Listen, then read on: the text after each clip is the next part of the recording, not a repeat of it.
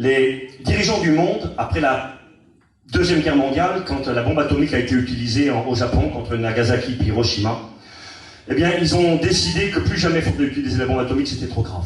Et puis là, ils ont convoqué, sur la demande d'Albert Einstein, qui est quand même pas le plus fou des hommes, hein, on dit c'est pas Einstein, ça veut dire qu'on a tout dit, c'est l'homme le plus... Ça a été l'un des hommes les plus intelligents qui a existé sur la Terre.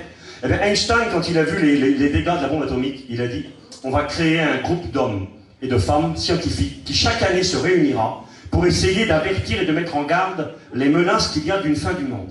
Et regardez, ils ont créé un phénomène qui s'appelle l'horloge de l'apocalypse. Il y en a qui connaissent ça ici, je finis tout de suite, je vous le promets. Regardez. Et chaque année, ces grands scientifiques se réunissent et ils disent à quelle heure qu'on est à l'horloge de Dieu. À leur horloge à eux, pas de Dieu, ils ne croient pas en Dieu, la majorité d'entre eux. Et donc, écoutez ce qu'ils disent. À l'horloge de l'apocalypse, il est minuit moins 90 secondes. À la grande horloge de l'Apocalypse, il est bientôt minuit. Précisément minuit moins 90 secondes. Nous n'avons jamais été aussi proches de la fin du monde. Qui sont ces gens? J'ai regardé vite fait. N'imaginez pas que ce sont des aiguilles avec un vrai pendule, il explique que monsieur le vrai horloge. Il dit c'est un concept. Une métaphore qui représente combien le monde est vulnérable. Ça n'a rien de mystique. Elle a été imaginée en 1947 par le bulletin des scientifiques atomiques. Un groupe créé par Albert Einstein, composé d'experts et de scientifiques américains ayant travaillé sur le projet Manhattan qui produisit la première bombe atomique. Ils ont décidé de se rassembler chaque année pour avertir le monde et dire s'il fallait changer de direction. Et là, il dit ceci, je refinis maintenant. Chaque année, en fonction de leurs résultats, ils font des calculs par rapport à la politique, par rapport aux guerres, aux catastrophes naturelles. Ils font des calculs mathématiques, et chaque année, en fonction de leurs résultats, ils donnent l'heure du monde en avançant ou en reculant. Cette horloge un peu spéciale de la fin des temps est fixée à minuit. Chaque année, l'humanité peut donc voir si elle s'approche ou elle recule. Cette année-là, en début d'année, janvier 2023, ce ne sera pas une surprise, on s'approche dangereusement de la fin du monde. En 2023, il est précisément 23h58 et 30 secondes. Seulement 90 petites secondes nous séparent du gong fatidique. Nous n'avons jamais été aussi proches. Les scientifiques ont avancé de 10 secondes par rapport à l'an dernier. Il dit ceci. Je ne lis pas tout, je vais vite finir. Elle dit « Avancer l'horaire est une décision que nos experts ne prennent pas à la légère », explique Rachel Bronson, la présidente du bulletin des scientifiques atomiques. Le gouvernement américain, ses alliés de l'OTAN et l'Ukraine ont à leur disposition une multitude de dialogues. Et ils disent, ces gens-là, pareil, eux, ils ne parlent pas de la Bible, ils ne sont pas chrétiens, mais leur analyse du monde disent, on n'a jamais été aussi proche de la fin du monde et de la fin des temps. Ils s'attendent à des cataclysmes, à des grandes guerres, à des choses terribles dont parle la Bible. Alors si les scientifiques du monde le voient, si nous, à notre niveau, à nous, on comprend que tout ce que dit la Bible, c'est devant nous. Vous savez, le scénario de la Bible, hein, il est devant nous. Il peut s'accomplir demain. L'Église part ce soir, moi j'y crois, je le veux, je le désire. Le monde est prêt pour tout ce dont je vous ai parlé ce soir. Si l'Église part ce soir, demain matin, le gouvernement mondial est mis en place. Un homme qui s'appelle Jacques Attali, un grand politicien français, a dit ceci. Mettre en place un gouvernement mondial, c'est pas si compliqué que ça. Il faut 24 heures. 24 heures, il dit. Il dit, nous avons le FMI, la Banque, Fonds monétaire international. Nous avons l'armée, nous avons l'OTAN. Nous avons les différents systèmes, nous avons l'ONU, Organisation des Nations Unies. Il dit on a tout ce qu'il faut pour mettre en place un gouvernement mondial. Et en plus, il dit ceci, Jacques Attali, qui est un juif, il dit « Et je verrai bien Jérusalem comme capitale du gouvernement mondial ».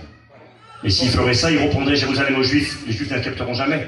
Ça sera la tentative d'Armageddon. Nous sommes arrivés au bout de la course. La Bible, j'ai fini avec vous, les gens s'en sont moqués, l'ont méprisée, ont voulu la brûler, la détruire. Ils ont dit que c'était des contes pour enfants, que c'était pas sérieux. La Bible est la parole de Dieu, elle est la vérité. Elle s'accomplit devant nos yeux. Tout ce qui est écrit là, c'est devant nous. Moi, je le vois devant mes yeux. Puis je vous dis, je suis compté par le temps, je dois arrêter. Armageddon peut arriver, oui. Elle arrivera, c'est inévitable. Les pays mentionnés, on les connaît, ils existent, ils font parler d'eux tous les jours, ils ont des capacités, ils sont en train de se rassembler, ils sont en train de préparer cette grande guerre. Vous savez ce qu'elle dit, la Bible? Elle dit que c'est des démons qui vont les rassembler. Des démons vont rassembler ces hommes. Ils se rassemblent aujourd'hui. Et qu'un jour, ils viendront pour essayer de détruire Israël, le peuple de Dieu. Et qu'à ce moment-là, le Christ reviendra sur la terre pour régner. Eh bien, nous, on sera déjà partis au ciel depuis quelque temps. Certains pensent 3 ans et demi, d'autres pensent 7 ans. Moi, je ne me prononce pas. Pour moi, c'est pas ça qui est important. Ce qui est important, c'est que je sais que Jésus peut revenir maintenant à n'importe quel moment. Et qu'il faut être prêt. Alors ce soir, j'espère que tu vas prendre en compte la parole de Dieu. On va baisser nos têtes. J'ai essayé de vous avertir ce soir. J'ai essayé de vous faire comprendre. Je sais à qui je m'adresse et je m'excuse auprès de vous si je vous ai peut-être, je sais pas moi, dérangé, ou alors peut-être que ça a été compliqué pour certains, je vous en demande pardon. Mais j'ai fait ce que Dieu m'a dit de faire. J'ai voulu vous montrer que la Bible est vraie. J'ai voulu vous montrer que tout ce que dit l'Écriture c'est devant nous.